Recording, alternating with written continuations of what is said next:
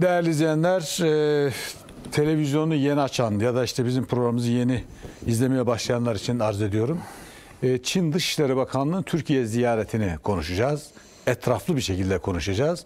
Türkiye'yi ilgilendiren yanını, Uygurların beklentisini, Türkiye'nin Çin'den beklentisini, Çin'in Türkiye'den beklentisini geniş bir şekilde konuşacağız. Burada şimdi sözü ben ilk vereceğim Ferhat Kurban Tanrıdağ Beyefendi. Çin'in Bir Kuşak Bir Yol Gerçeği ve Türk Dünyası diye bir eseri var kendilerinin. Konuya hakimiyeti dolayısıyla zaten davet etti kendisini. Küresel Güç Olma Sevdası Çin Rüyası diye bir gene ayrı bir kitabı var. Peki Ferhat Bey,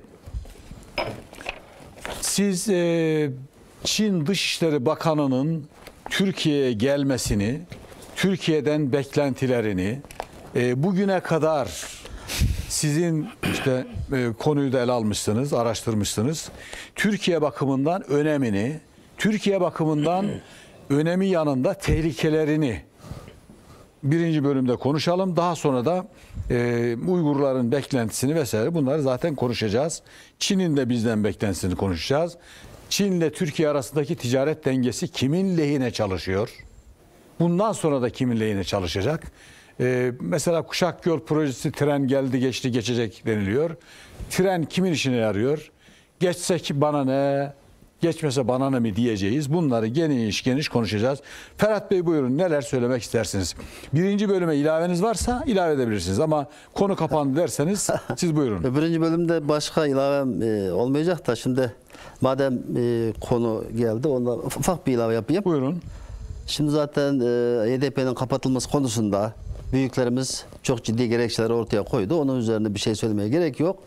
Şahsi kanaatim benim gördüğüm kadarıyla zaten Türkiye Büyük Millet Meclisi'nin çatısı altında bulunup da devletin hazinesinden para alıp bu milletin vergisinden toplanan maaşları alıp bugüne kadar hocanın da dediği gibi hiçbir ulusal konularda saf tutmamıştır. Devletten karşısında yer. Bunu biz gözümüzde gördüğümüz şey. Evet.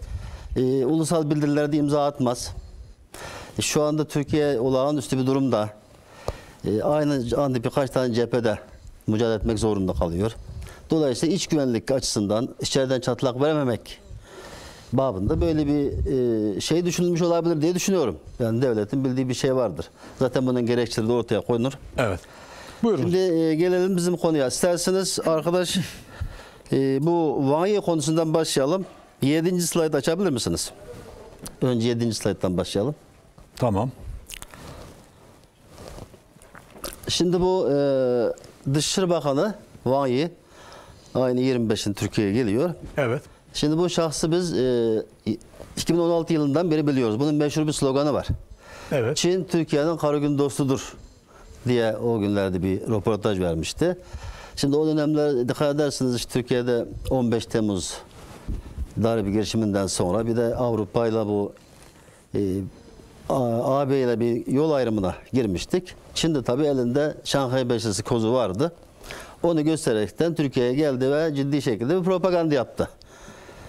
Çin Türkiye'nin kara gün dostudur. O zamanlarda bütün gazetelerde başlık oydu zaten. Şimdi bu Wang Yi'nin bir özelliği var. 2017 yılında bu 13-14 Mayıs tarihlerinde Sayın Cumhurbaşkanımız İpek Yol zirvesine katılmak için gittiğinde bunlar fırsattan istifade iki ülke arasında suçluların iadesi anlaşmasını masaya getirdi. O zaman da Türkiye tarafından Adalet Bakanı Bekir Bozdağ imza attı ama Çin tarafından da Adalet Bakanı değil Dışişleri Bakanı Wang Yi atmıştı. Ben o zamanlarda bazı yazılarımı dile getirmiştim. Burada bir oyun başladı artık diye. Çünkü eşit olarak aslında Çin'de de Adalet Bakanı yok muydu? Var. Evet. Ama konuyu Wang Yi ele almıştı.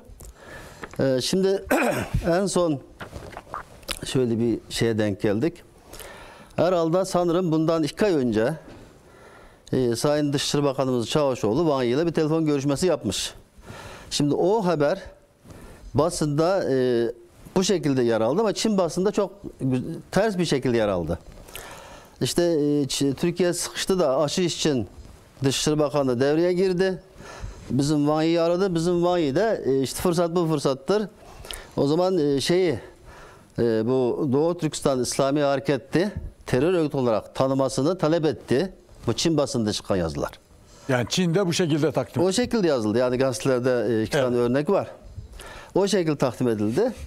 Dolayısıyla demek ki bu sefer bu Dışişleri Bakanlığı'nın Türkiye'ye gelirken tabii bizim resmi ağızdan açıklanan sebepleri var çantadaki dosyalar konusunda. Benim şahsi kanaatim o Doğu Türkistan İslami Harekatı'nın terör örgütü olarak Türkiye'nin resmi ağızdan dile getirilmesi istenebilir. Çünkü 2 ay önce, tam 2 ay önce Amerika Doğu Türkistan İslam Hareketi terör listesinden çıkarttı zaten. Çin ona zaten biraz kendine göre bir hamle yapmak istiyor olabilir. Burada şunu dile getirmek istiyorum. Bugüne kadar Çin devleti devlet olarak veya şahs olarak PKK'yı hiçbir zaman terör örgütü dememiştir. Buradan da bu bilgiyi vermiş olayım.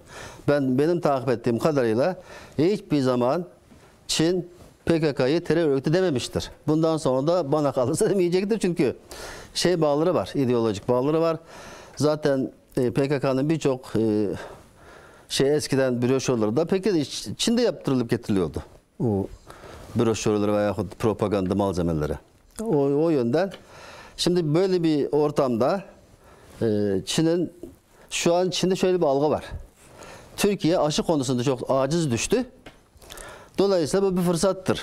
Yani Çin'in yapsın, yani Çin'in geninde bu fırsatçılık olduğu için bunu da işte aşıyı da kendince bir şantaj malzemesi olarak kullanmaya zaten çalışıyor. O belli.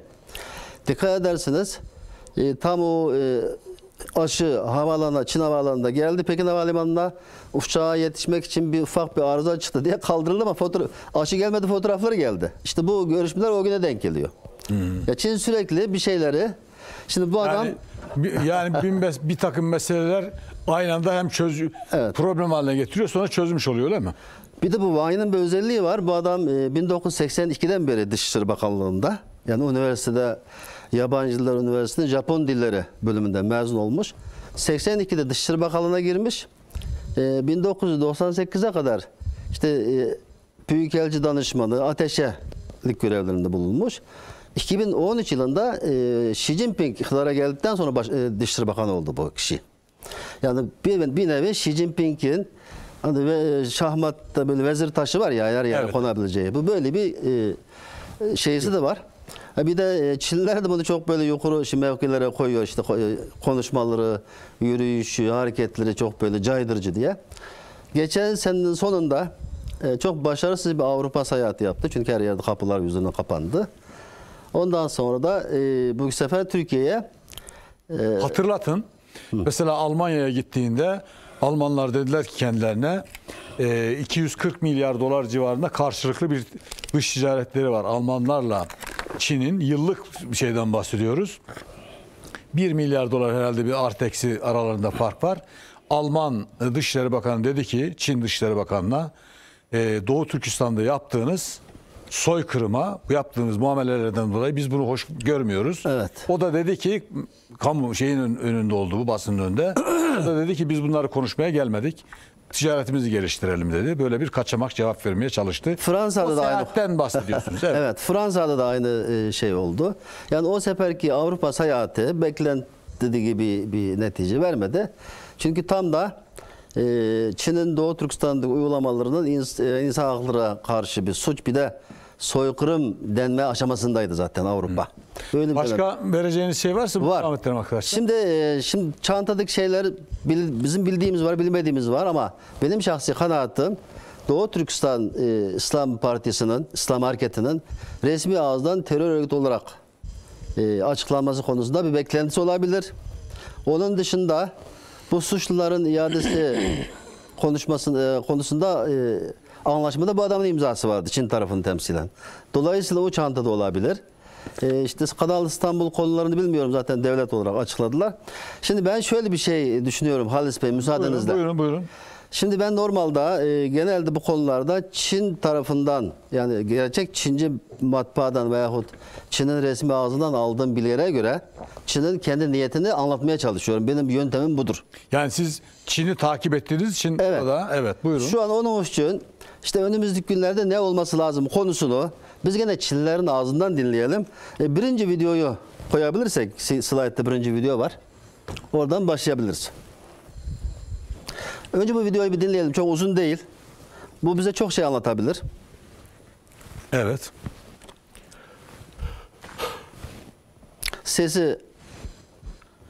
Sesi gelmedi galiba, değil mi? 研究越发现呢，土耳其这个国家非常的关键。为什么呢？因为我们想象一下，我们的新丝绸之路战略，从中国的新疆出发，如果要进入这个中亚五国，然后通过这个伊朗、伊拉克，最后到达欧洲的话，那么土耳其是个绕不过去的国家。如果我们形象做个比喻的话，这好比一个大桥，那么土耳其和中国的新疆就在这个大桥的两个桥墩的位置上。土耳其这边连着欧洲，中国的新疆连着内地。这两个桥墩少了一个都不行，两个都非常关键，这是第一个原因，也就是没有土耳其的合作，实际上欧亚大陆桥或者新丝绸之路战略，它是很难真正落实的。第二个原因，正是由于土耳其和新疆在历史上它有着语言、文化各种方面的联系，所以这两个桥墩呢，它是突厥语系啊。这个对于中国的不光是西部战略了，不光是我们的新丝绸之路了，包括对于整个中国的安全和繁荣，西部的这个安全和繁荣都有着举足轻重的重大意义，所以这个国家必须要关注。第三个原因呢，就是我们现在看到的整个中东的这些问题，不管你是这个沙特的问题，还是耶路撒冷的问题，这些问题归根到底，它的源头在哪儿呢？都是土耳其奥斯曼帝国在1918年崩溃，导致了所有的中东问题，它的源头是在土耳其。所以，由于这么多原因，使得我们需要高度关注土耳其这个国家。因为它是直接涉及到中国的巨大的战略利润战略，比如说新。Kalsın. Evet. Şimdi bu adamın en son sözü önemli. Şimdi bu aslında çok ciddi şekilde analiz yapmış. Türkiye hakkındaki analizleri yanlış değil. Ama en son konuştuğu şey Çin'in gerçek niyetini ortaya koyuyor. Diyor ki bu kadar özelliğinden dolayı Türkiye Çin'in mutlaka alması gereken ülkedir. Alması gereken. Evet. Yani anlaşması gereken değil. Alması Değil. gereken. Ben onun için koydum zaten. Evet. Diyor ki şimdi normal bir insan ne der? Bu adamın sözü niye önemli? Önce oradan gidelim. Buyurun. Bu kişinin bir kitabı var. Para Savaşları. Currency Wars. 2007'de yayınlanmış. Vietnamcı dahil olmak üzere bir sürü dünya dillerine tercüme edilmiş. 4 milyondan fazla sattığı söyleniyor. Artı bugün bu kişi Çin'deki, yani devletin önem verdiği bir think tank kuruluşunun başında çok ciddi konularda devlet yönlendiriyor bir nevi. Yani devlet politikası. Uygur'dan da bahsediyor. Bak, Uygur bölgesinden bahsediyor. Ya bu adamın söylediği her şey doğru. Türkiye ile Uygurların arasındaki ilişkiyi de anlatıyor. İşte bunlar ikisi de Türkçe konuşan, kültürel birliği vardır. Bu film çok önemli. Bir de diyor ki bütün bu özelliklerinden dolayı normal bir insan ne der? Bu özellikten dolayı Türkiye mutlaka işbirliğimizi geliştirmemiz gereken ülkedir der, değil mi? Evet. Bu Avrupa'daki bir strateji uzmanından beklenebilir. Ama bu ne diyor? Alalım diyor. Türkiye Dünyadaki almadı. bütün, ama bu diyor ki kökten çözelim diyor. Gaoding. Bu Gaoding dediklerini alınması gereken diyebilirsin. Ben yazımda işi bitirilmesi gereken ülke olarak tercüme ettim onu. Çincilik tabire göre. Şimdi bu Çin'in yeni bir şeysi de bu genetik bir huydur. Bu zaten 2000 yıldan beri Çin'in ilk olarak Çin Seddi'nden çıkıp da Türkistan'ı keşfettiği zamanlardan beri İpek yolundaki rekabette Çinliler hiçbir zaman işbirliği istemedi. Hep oraya ileri karakol kurarak Türkistan topraklarına İpek yolunun güvenliğini kendisi korumak istedi. Bizim bütün şeylerimiz oradan başladı zaten. Çin'le olan savaşlarımızın çoğu İpek yolundaki rekabettir. O da Çin'in iyi niyetle gelip de arkadaş biz buradan geçeceğiz beraber işbirliği yapalım demeyip de Oraya karakol kuracağım. Siz buradan bana kendi yolumu kendim açacağım. Hesabı yapıp geldiği için 2000 yıllık bir şey. Yani Çin'in bu genetik huyu bugün bile aynı şekilde devam ediyor demek istiyorum. Evet. Bunu özellikle niye bugün ortaya koyduk? Şimdi biliyorsunuz Çin dediklerim zaman ben her zaman bir konuyu özellikle üstüne basa basa söylerim. Çin geleneksel strateji, hile ve aldatma kültürü olan bir devlettir. Bunun sözlü savaş sanatları, daha sonra şu an benim Türkçe'ye çevirmek üzere olduğum 36 hile. Bunlar Çin'in büyümesinde çok önemli etkisi olan bir yöntem. Çin'in 36 hilesi. 36 hilesi. Yani onun için Çin dendiği zaman zaten antenlerimizin çok iyi çalışması lazım. Yani ben bu konuyu niye üstüne basa basa söylüyorum? Başka söyleyecek bir şey bulamadığım için değil. Çin geleneksel strateji, hile ve aldatma kültürü olan bir devlettir. Çin'e böyle bakmadığımız zaman Çin'le olan ilişkilerde başarılı olma şansımız yoktur. Yani Dışişleri Bakanı geldiğinde bu alt niyetlerini gerçek niyetler tutmadan biz bilelim. Bu görüşmeler sürdürülür. Bunu bilelim diyorum. Cümleyi tamamlayın isterseniz. Tamamlayayım. Şimdi bu sizin daha önceki şeyinizde vardı. Şu an Çin ile Türkiye'nin arasındaki ilişki bence bir şeye geldi, yol ayrımına geldi. Niye yol ayrımına geldi? Şimdi bütün dünyada artık Çin tehlikesi idrak edildiği için sadece Doğu Türkistan meselesine bakmayalım buna. Avrupa'nın Uygur meselesi gösterdiği şey insan hakları açısından da ele alınabilir ama o Avrupa'nın Çin tehlikesinden korunmak için gösterdiği bir reflekstir o. Korunma refleksidir o. Yani onu gerekçe olarak gösteriyor ama aslında asıl düşünce onlar da konu sadece Uygur değil ki. Hong Kong konusu var, Tibet konusu var, Moğolistan konusu var. Bunları birlikte ele alıyor. Ama biz Türkiye'de sadece Uygur zannediyoruz. Bizim elitler konuyu götürüyor işte CIA'ya bağlıyor. Arkadaş CIA 1947'de oldu. Kuruldu. Biz 1933'te Doğu Türkistan İslam Cumhuriyeti'ni kurarken CIA yoktu ki. Yani Doğu Türkistan davasını bu şekilde komplo teorilerine mal etmek bir hakarettir aslında.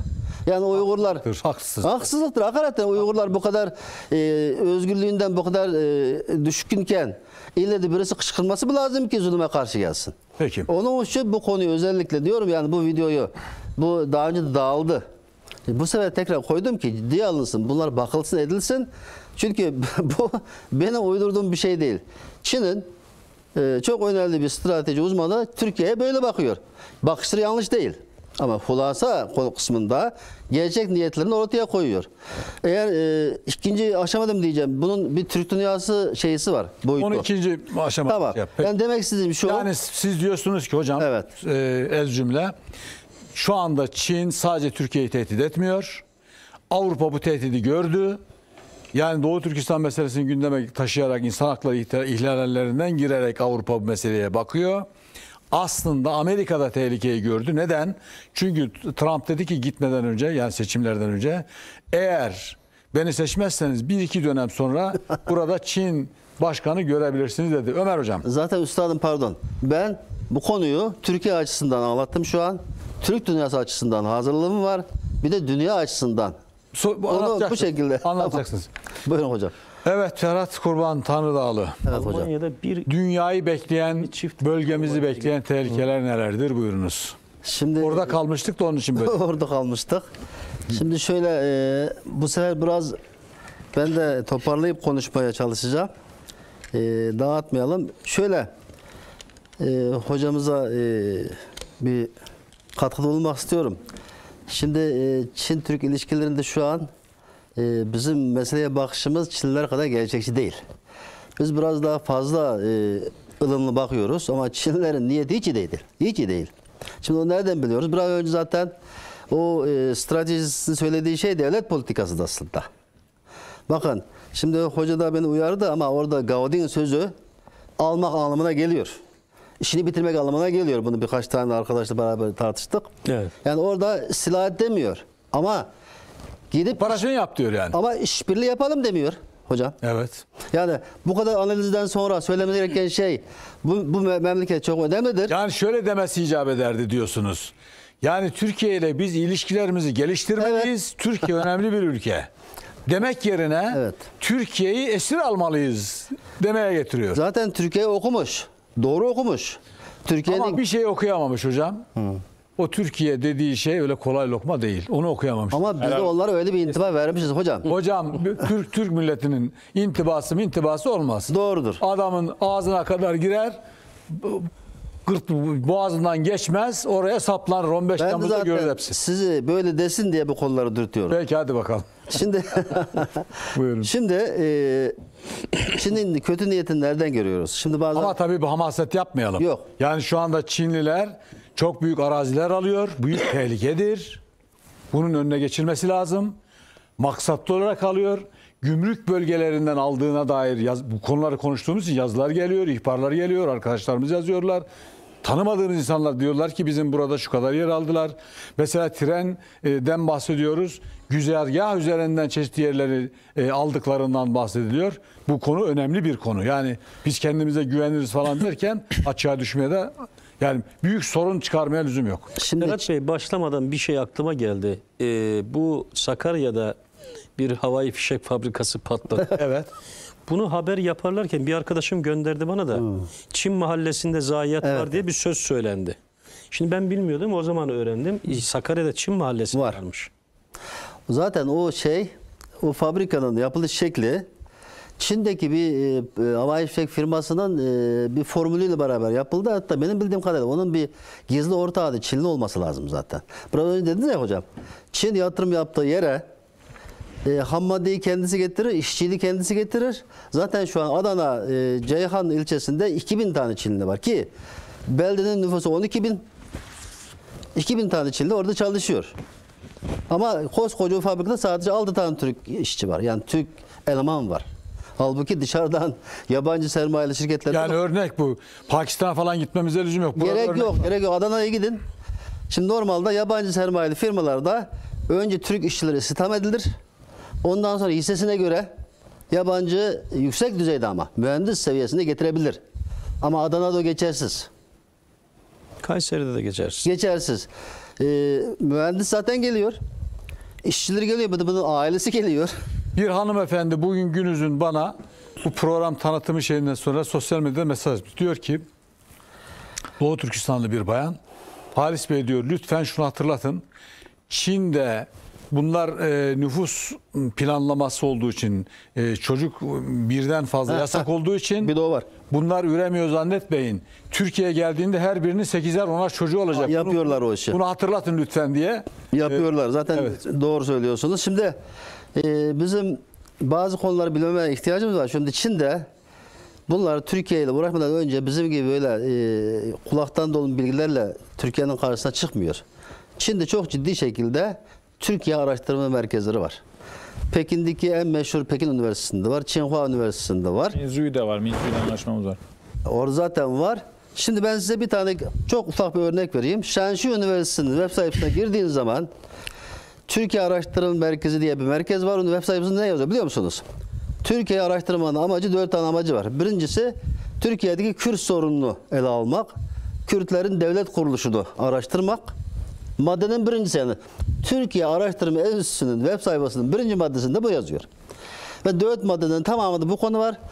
Artı bu web sayfasında en böyle köşesinde en güzel yerinde bir tane Kürt hareketi diye İngilizce makalının aynısı var. Yani Türkiye'deki, Çin'deki Türkiye Araştırmaları Enstitüsü Merkezi'nin görevi Türkiye'nin ne kadar kullanılabilir, açık karnı onu yakalamak. Zaten bütün olaylar o şekilde yürüyor. Zaten Çin'in eski felsefesi şudur. Düşmanını iyi tanırsan hiçbir savaşta yenilmezsin. Ama kendini ve düşmanını iyi tanırsan her savaşta kazanırsın. Kendini ve düşmanı iyi tanı. İyi tanırsan her savaşta kazanırsın bak. Yenilmezsin değil. Her zaman kazan. Bu Sun Tzu'dan kalma şey.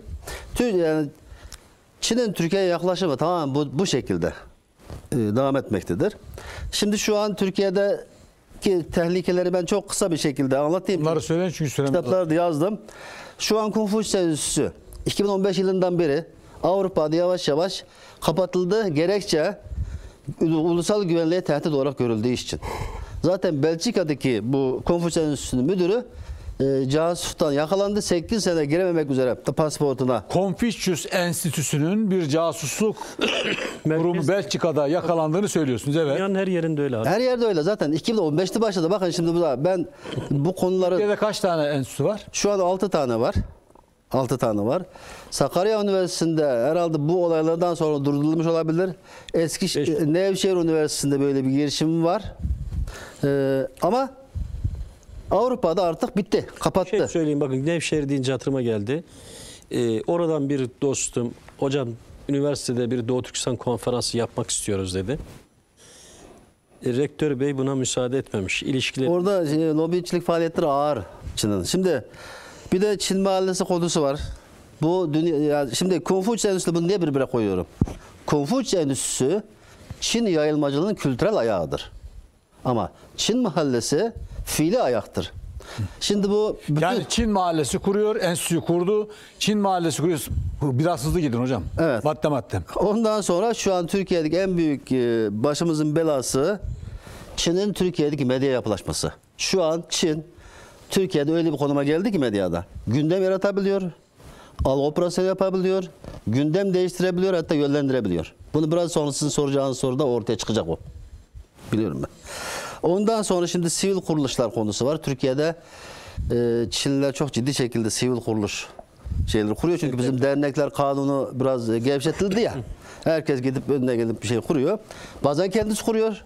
Bazen parayla birilerine kurdurtuyor. Şimdi bu lobicilik faaliyetleri Çin'in 3. Dünya Çok ülkeleri, başarılı, evet. 3. Dünya ülkeleri de özellikle. Şimdi Avrupa'da kesmiyor. Çünkü Çin'in lobicilik anlayışı demek devletin önemli kademesindeki insanları parayla satın almak demektir. Onlar öyle anlıyor lobicilik faaliyetlerini. Bu Avrupa'da kesmiyor ama 3. Dünya ülkeleri de çok başarılı. Maalesef kimsenin zan altında bırakmak istemem. Türkiye'de lobicilik faaliyetlerinde Çin çok ciddi şekilde başarılı. Çünkü devletin bazı kademelerinde Doğu Türkistan'a, yani Doğu Türkistan meselesinde bu kadar kararsız kalmamızın sebeplerinden birisi Çin'in Lobisi. lobicilik faaliyetlerinin Peki. gücüdür. Şimdi Türkiye Türk-Çin ilişkilerindeki Türkiye'yi bekleyen tehlikeler bizim boş verdiğimiz ama Çin'in çok ince hesaplar yaptığı konulardır. Hele 250 bin dolar konusu. Yani 250 bin dolar verip Şimdi o vatandaşlık almak. bakın o konuda artık o kadar acı şeyler yaşanıyor ki Çin medyasındaki reklamda Türkiye'ye gitmene bile gerek yok.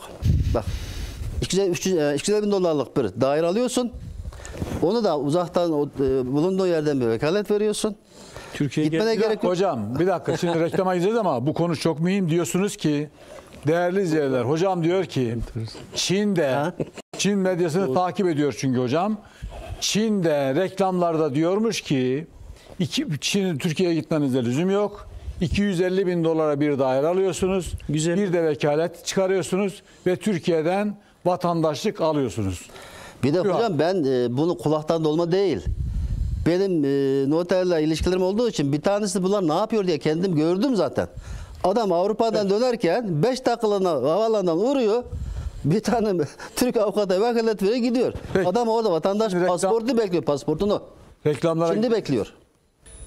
Evet hocam. Buyurun. Herhalde zamandan yana Zaman biraz dar. sıkıntımız var. Zaman sıkıntı Onun var. için şey Hızlı bir yapalım. şekilde. Ben de arkadaşlar da bana yardımcı olsun. Bir tane slide var, onu görmemiz lazım. Slide'siz anlatma imkanınız yok mu? Slide'e zaman olmaz. Peki yok, bir tane bir fotoğraf. Sizin Tamam. zamanınızı alır. Evet. Tamam peki, ama bir tane video mutlaka seyretmemiz lazım. Şimdi ben Türkiye'yi bekleyen Çin tehlikesini kendi aklımdan değil, Çinli yetkililerin veya Çinli strateji uzmanlarının ağzından anlatmaya çalıştım. Gene ikinci adımda Türk dünyasına bekleyen Çin tehlikesini gene Batı bölge teorisinden anlatacağım. Batı bölge teorisi demek, buradaki Batı Doğu Türkistan başta olmak üzere Çin'e göre Batı'yı Çin'de bu tarif taraf. eder. Evet. Bu eser niye önemli? Bunun yazarından dolayı önemli. Yazarı Çin'de çok yüksek rütbeli bir general, Çin Milli Savunma Üniversitesi rektörü. Aynı anda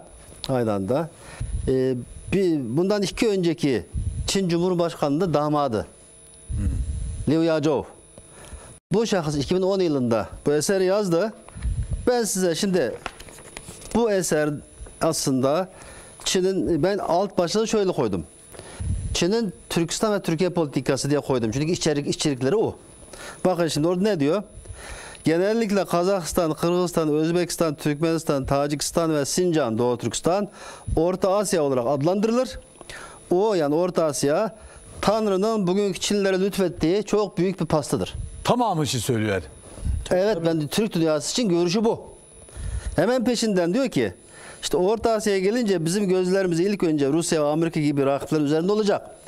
Ancak geniş açıdan bakarsak korkarız ki en güçlü rakibimiz Amerika ve Türkiye değil, Türkiye'dir. Türkiye. Bakın. Şimdi ben bunu 2018 yılında 1 Eylül'de bizim beraber kurduğumuz Sinotürk'te yayınladım tercümesini. Ondan sonra şu elinizdeki kitabı da koydum 2. bölümde. Ama bugüne kadar bunu okuyan 5000 kişi oldu olmadı. Geçen gün bir internet sitesinde konmuş. Yani ben Türk'üm diyen veyahut dünya işlerine gönül veren herkesin okuması lazım. Çünkü bu katkısız bir şekilde Çinlilerin gerçek görüşü, Gelecek perspektifleri, gelecek planları, evet. gerçek görüşü. Bu eser mutlaka okunmalı. Yani onun dışında zaten her programda diyorsunuz işte, Tacikistan'daki toprak meselesi, Kırgızistan'daki mesele, zaten onu ben tekrar etmeyeceğim. Evet. Çünkü adamın niyeti bu. Sen pastasın, ben yiyeceğim diyor. Evet. Ve bir de bizi pastaya benzetiyor bakın. Böyle kemikli şeye benzersin ne ala. Yani artık diş bile gerekmiyor bizi yemeye. Pastayı ya yumuşak çatal bile kullanmayacak. O çubukla beraber yiyecek. Yani bize öyle bakıyor. Şimdi ikinci konuya gelelim. Çok rica edeceğim, bir tane bir slide var. Ya slide değil de 50 saniyelik bir tane video var üstadım. Onu görmeden dünya tehlikesini anlayamayacağız. Onu koyabilir miyiz? Koyamazsak ben anlatacağım, okuyacağım, gidecek. Güzel numarası var mı? Var, numarası var. Kaç? İşte söyle abi. Şimdi kendisine anlatmıştım. 4. slaytı koyarsak arkadaşlar 50 saniyelik bir video. 中国现在不是，将来也不做超级大国。如果中国有朝一日变了颜色，变成一个超级大国，也在世界上称王称霸，到处欺负人家、侵略人家、剥削人家，那么世界人民就应当给中国戴上一顶社会帝国主义的帽子，就应当揭露它、反对它，并且同中国人民一道打倒它。 O slide şuydu. 1974 yılında Çin'in o zamanki sonradan ortaya çıkan reformcuları Deng Xiaoping Birleşmiş Milletler'de bir nutuk atıyor. Yani ilk defa Çin Halk Cumhuriyeti kurulduğundan sonra ilk defa öyle bir fırsat yakalamış. Onu da Amerikanlar yaratmış kendisine. Onu niye özellikle üzerinde duruyorum? Çünkü orada konular şu. Diyor ki bakın Çin sosyalist bir ülkedir. Gelişmekte olan bir ülke olarak Çin 3. dünyaya aittir. Çin hükümeti ve halkı tüm ezilen halkların ve ulusların ulusal bağımsızlıklarını kazanma ve korumak, ulusal ekonomisini geliştirme ve sömürgeciliğe, emperyalizme ve egomanizme karşı çıkma mücadelesini kararlılıkla destekliyor. Çin şimdi değil ve gelecekte de bir süper güç olmayacaktır.